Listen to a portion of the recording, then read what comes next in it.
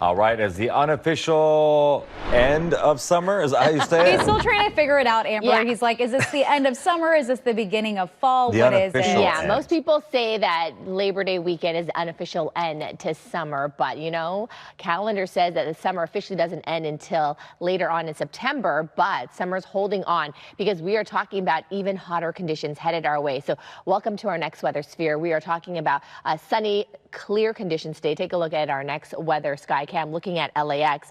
I'm going to close the windows to show you what I'm talking about because we have been tracking this high pressure system. This high pressure system that went away from us is now going to start to return back into our area, expand into the region slowly every day as we head into the next few days. So this is what's going to bring those temperatures up even more. The good news is that all that monsoonal moisture that we had the start of the week, and then we had remnants of Tropical Storm Juliet yesterday, all of that has left. So with this warming trend, we're going to be drying out. That means that dry air that we like so much will be returning. We're not talking about that humidity, but then as temperatures continue to warm up, that means that Labor Day Monday is going to be warm or very hot, depending on where you live here in Southern California. And then that monsoonal moisture will be returning as we head into the start of next week, so after Labor Day. So at least we have a few days where we don't have to worry about that humidity at all. Okay, so here's a look at what we're dealing with our temperatures today, because it's going to actually feel a little bit nicer, especially because we don't really have too much of that humidity. A lot of it has already slowly left the area.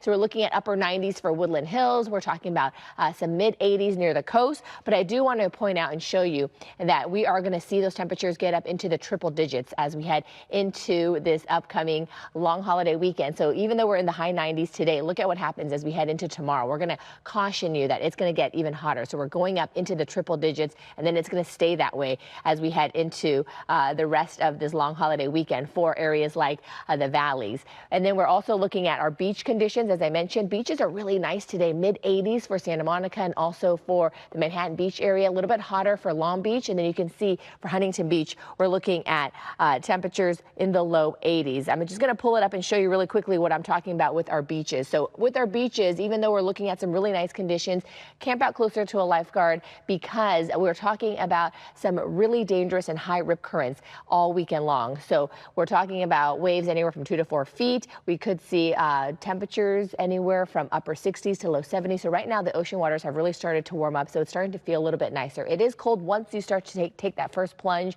but then once you're in there just a little bit longer, it actually feels pretty nice. Low tide this morning, 7:12. And then we do have, again, as I mentioned, those dangerous rip currents. But look at these numbers. It's going to be really, really nice if you head to the coast any one of our days here for the long holiday weekend. We're talking about temperatures staying pretty much in the mid 80s.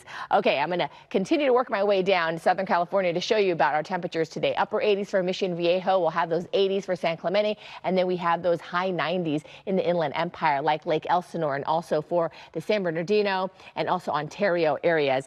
Here is what we are expecting for areas like the Inland Empire, especially because it is that long holiday weekend. College football begins this weekend. If you're going to be firing up that grill, here's a look at what's happening. We're looking at those temperatures gradually climbing up into the triple digits. By the time we head into Sunday, that's when the heat really starts to pick up for most inland communities. LA and Orange County, you're going to start to see those temperatures peak out in the mid 90s for Sunday and Labor Day Monday. You'll stay in the 90s at least until Wednesday of next week. As I mentioned, triple digits for the valleys. Look at that, 104 Labor Day Monday, 105 possibly on Tuesday. And then for the Inland Empire, you're also going to sit in the low 100s for Sunday all the way into the start of next week. There is a chance that monsoonal moisture will be returning as early as Tuesday for the Inland Empire. All right, Kalyna, good morning. Good morning. Happy Friday. Let's take you outside for a look at some of our conditions out there this morning. A reminder with Labor Day weekend travel in full effect. You want to leave as early as you possibly can, especially if you're going to head to Las Vegas or Palm Springs or possibly San Diego.